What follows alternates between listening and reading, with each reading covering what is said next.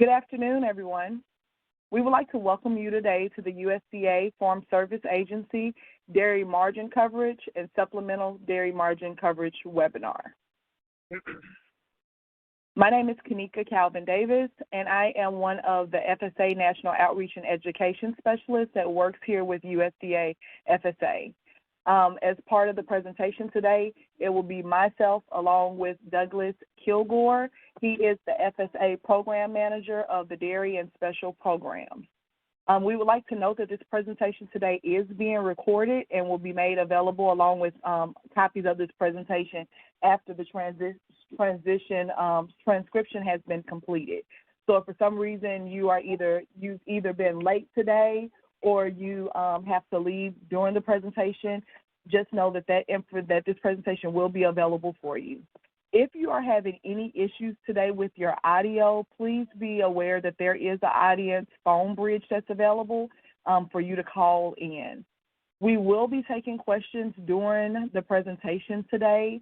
As we kind of go through slides, as things come up, we will stop and try to take as many as we can. Those questions can be submitted through the chat box. Again, we're going to try to get to all that we can, but any questions that are not addressed during the presentation today, please know that those will be covered in a release document that will be sent out after the webinar is completed within the next day or two. So that information will be there along with the recording. So to not prolong us anymore, I'm going to go ahead and let you see what we'll be addressing today. So some of the topics that we're going to cover during this webinar will be just some program background, understanding the basics of the program, understanding different contract revisions, how the production history will be effective as a part of the program, and some more program information there. We'll also have some information where you can contact either the outreach office or Doug if you have questions that you maybe didn't want to put in the chat and you want to reach out to us directly. That information will be there as well. At this time, I'm getting ready to hand it over to Doug. So Doug, here you are, so you can get ready to take it away. Okay, welcome everyone. Kanika, can you hear me okay? Yes, I sure can. Okay. Well, again, it's good to be with everyone that's on the call this afternoon or this morning, depending on where you are. We're going to get into a little bit about supplemental dairy margin coverage, and certainly I would hope touch on the basic components of the program. First and foremost, let's get into some of the program background and some of the changes that SDMC is bringing to DMC. All right, the first thing we're going to address here about SDMC is the feed cost formula. And before we get into it too much, I want to say USDA is changing the DMC feed cost formula to better reflect the actual cost dairy farmers pay for high-quality alfalfa hay. Now, moving forward, FSA will calculate payments using 100% premium alfalfa hay rather than 50%. Previously, we used an average of premium alfalfa and regular alfalfa as part of the alfalfa feed cost component. But moving forward, we're going to use 100% premium alfalfa, and that will be more reflective of actual dairy producer expenses. Participating dairy operations with 2020 and 2021 DMC contracts will be eligible for retroactive monthly indemnity payments because of the alfalfa feed cost change on their covered production history. And the reality is these payments have already been put out. They were put out the week of December 13th. So let's get into a little bit about what this means. And we're going to use an example here. And what we're going to try to show you on this slide and the next slide is how the producer was previously paid and how they'll be paid moving forward using premium alfalfa. In this example, we have Sam McDonald. He's a participating DMC dairy operation He has approved DMC contracts in 2020 and 2021, and he's eligible for an additional DMC indemnity payment because of the alfalfa feed cost change. For the months that indemnity payments were paid for 2020 and 2021. Sam has typical coverage has coverage that most of our DMC producers have. He has 950 coverage on 95% of his productions, which is 1 million pounds. And previously he was paid 73 cents payment per covered hundredweight. So let's get into what that means. McDonald's DMC coverage percentage was 950. I think Kanika jumped the second slide. Can you back up one, Kanika? Okay, thank you. Previously, McDonald had 950 coverage. He was previously paid for the DMC margin rate at 877. What that means was that he was paid 73% for monthly coverage per covered hundredweight. Now you can move, Kanika.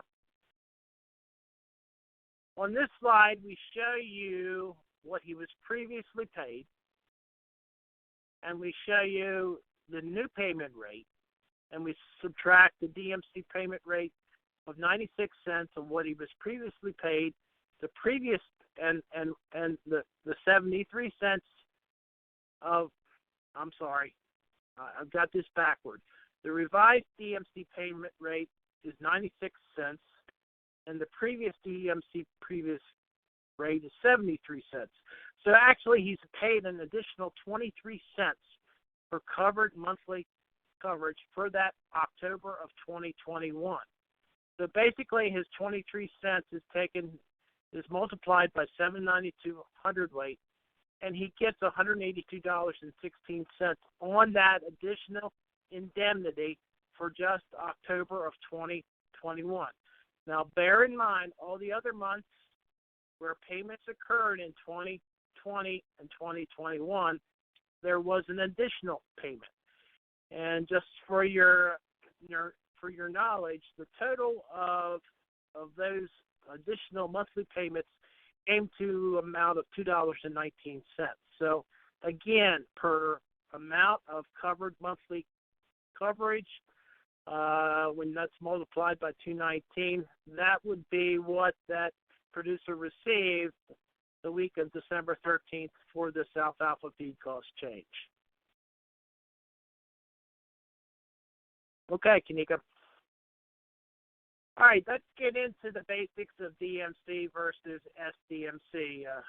DMC was authorized under the 2018 Farm Bill. I think as most know on this call, it's a voluntary program that provides dairy operations with risk management coverage that will pay producers when the difference between the price of milk and the cost of feed, which is the margin, falls below a certain level.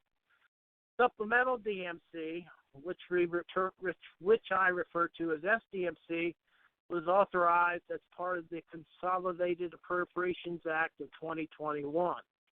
And basically, the program is for small and mid-sized dairy operations with less than 5 million pounds of DMC established production history that have increased milk production over time prior to 2020.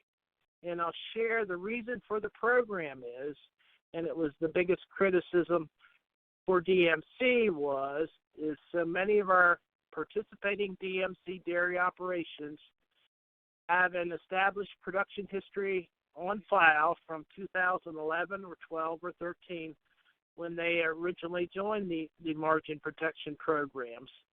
And the biggest criticism was for most of those operations, as they've increased their cows or milk production levels over time, DMC was no longer covering their actual production.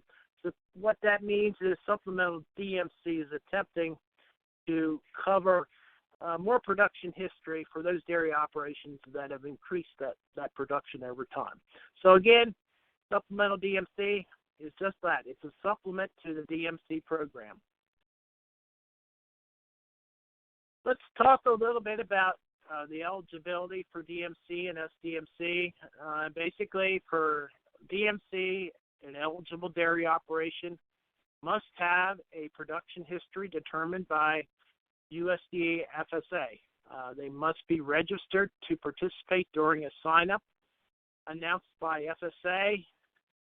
All participating dairy operations pay a $100 administrative fee annually for each year of participation, except if the dairy operation qualifies for a waiver for limited resource, beginning farmer, socially disadvantaged, or veteran farmers and ranchers.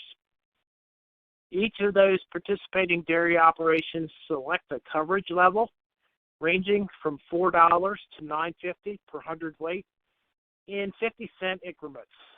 Each of those dairy operations select the coverage percentage of the dairy operation's production history, ranging from 5 to 95% in 5% increments. For SDMC, participating dairy operations must meet the following. They must have a DMC established production history of less than 5 million pounds. The dairy operation's 2019 milk marketings must exceed the established DMC production history. All those eligible dairy operations for SDMC, they must complete a supplemental production history form on the CCC 800A. And for 2021, if they are already enrolled in DMC, they would need to submit a revised CCC 801 contract during the special enrollment period and again agreeing to the terms and conditions prescribed by the CCC contract. I will note that eligible dairy operations not enrolled for 2021 DMC, they may enroll in supplemental DMC. However, it will not be applicable until 2022. Why supplemental DMC? Well, supplemental DMC coverage is applicable really for the next 3 years, 2021, 2022, and 2023. Established supplemental production history will trigger payments in addition to payments based on their established production history. And it's an opportunity to receive supplemental payments whenever the average actual dairy production margin for a month is less than the coverage level threshold as selected by the dairy operation. Okay. Dairy operations with a DMC production history over 5 million pounds or have not increased 2019 production levels over their production history are not eligible for SDMC.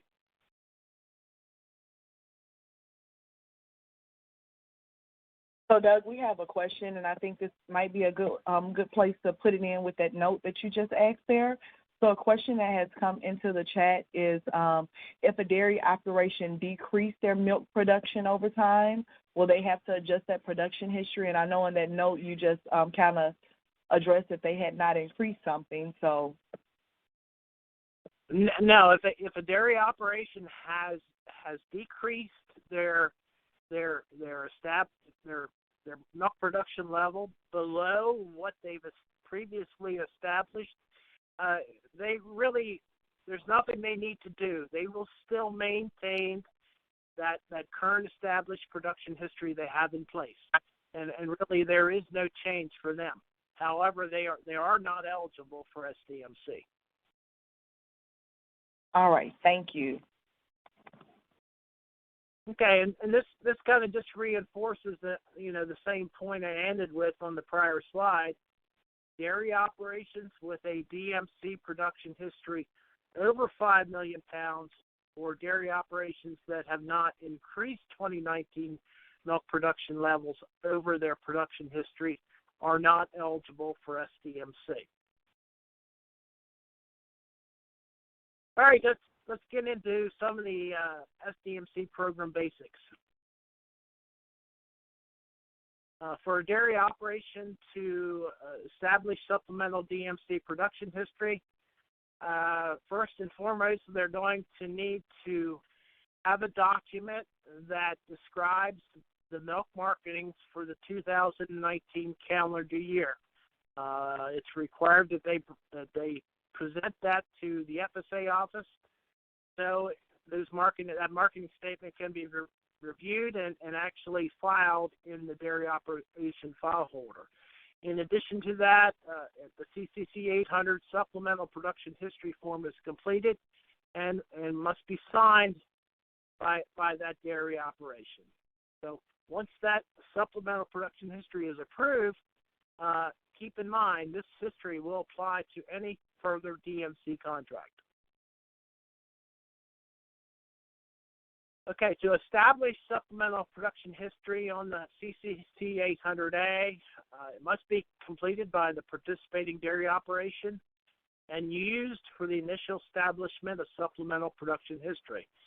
It will be accepted and approved by county offices during the special enrollment or a coverage election period. Just another note, though, the CCC 800A must be accompanied by the CCC 801 contract to be considered registered for DMC for a program year. All right, we are in the midst of a supplemental DMC sign-up right now. It started on December 13th of 2021, and it runs through February 18th, 2022.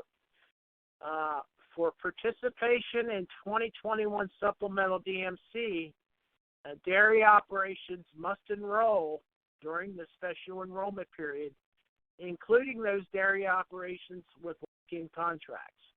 So that's an important point. It's one that needs to be communicated well.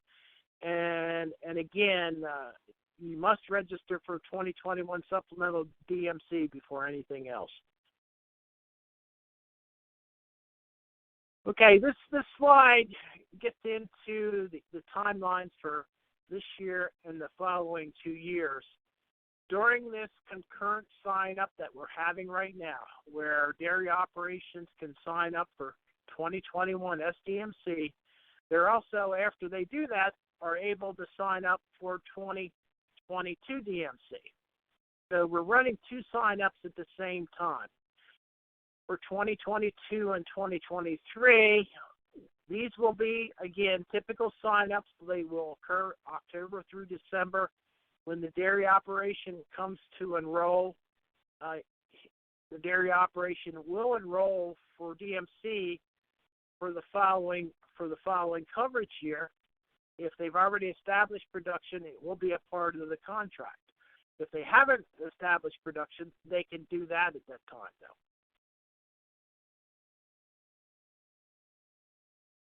All right, we're going to get into the supplemental DMC production history calculation.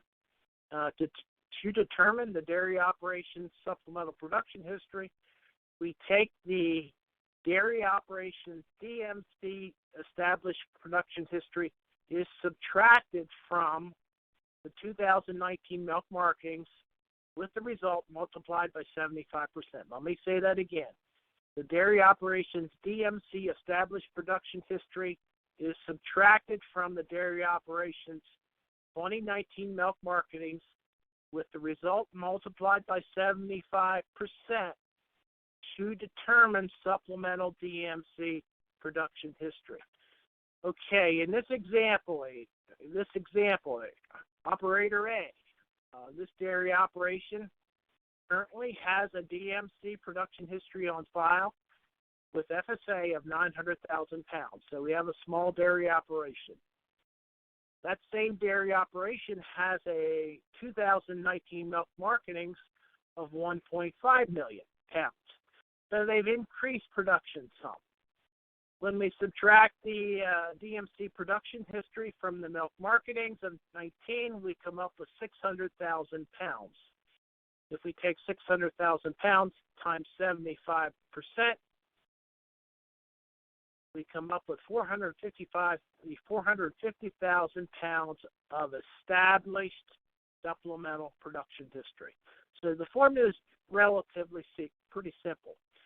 Let's go to the next slide, Kanika, and get into maybe a little different example. In this case, we have another dairy operation, a little larger. This dairy operation has a production history of 2.5 million pounds. They've increased their production levels significantly. Their 2019 milk marketings are at the 15 million pound level.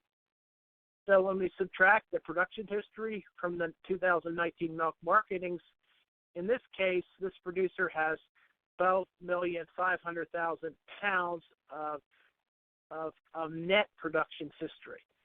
When we multiply that by 75%, in this case, for this producer, his established supplemental production history is 9,375,000 pounds of production history. Now, there's one thing I want to mention before we move to the next slide. We have established supplemental production history, and we have covered supplemental production history. And if you look to the note on the right side of the slide, additional DMC coverage due to supplemental production history is limited to 5 million pounds. So while this producer may have bumped up his established supplemental production history much higher, he's really only going to benefit of the total production history reaching that 5 million pound level.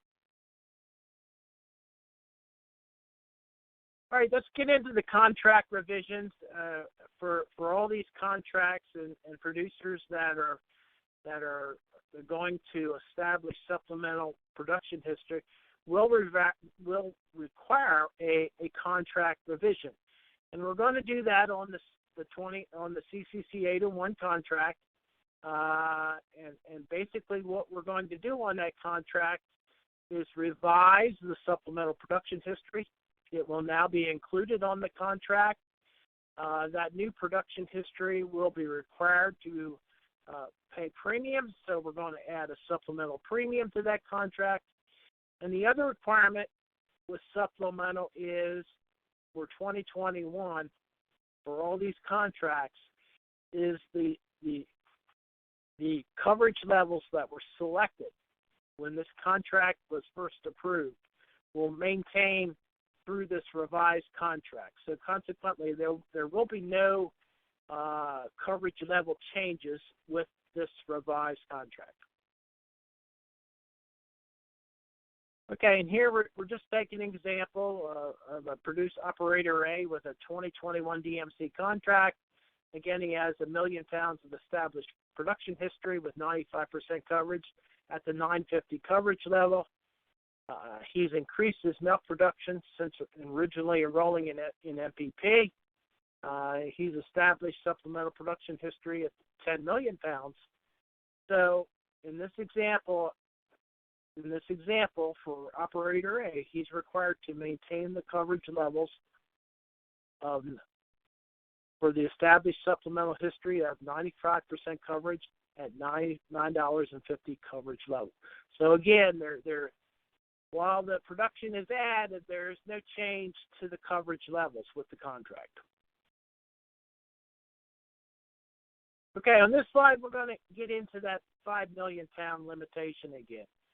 A covered production history due to supplemental DMC production is limited to a maximum of 5 million pounds.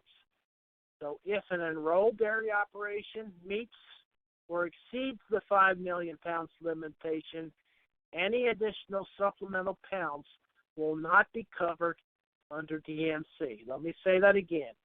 If an enrolled dairy operation meets or exceeds the 5 million pounds limitation, any additional supplemental pounds will not be covered under DMC.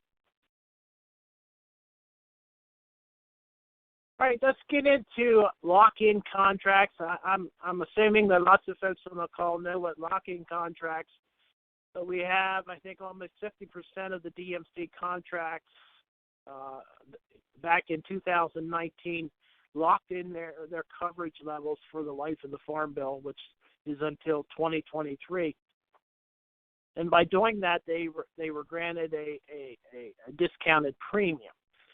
So for dairy operations with lock-in contracts who choose to establish supplemental production history and update their DMC contract, they are required to maintain the lock-in contract, and they're required to maintain the coverage levels. And they're also required to apply for supplemental during the special enrollment period. So they've got to come in and enroll during the special enrollment period. However, here's the big difference. They will pay the standard premium rate for supplemental pounds of production history. So for these supplemental pounds of production history for lock-in contracts, there is no discounted premium rate. They will pay the standard premium rate for those new pounds of supplemental production history. All right, let's go a little deeper into production history and some of the limits that we have in place. Established production history and established supplemental production history are separate records for each dairy operation. And let me say that again. They're separate records. They are maintained separately. And while we do add them together to determine a coverage level, they are separate records. Once a production history is established for a dairy operation, this newly established production history will be applicable to any future DMC contract. And that includes supplemental production too. So again, once that supplemental production history is established, any future DMC contract will include that production history. It's not optional. Successions and interest. And successions are interested in dairy operations. We have farm transfers all the time from one generation to another, or sale or whatever.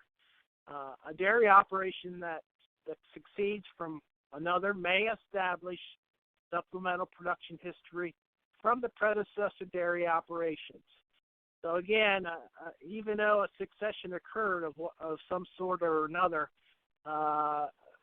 supplemental production history may be established from that predecessor dairy operation.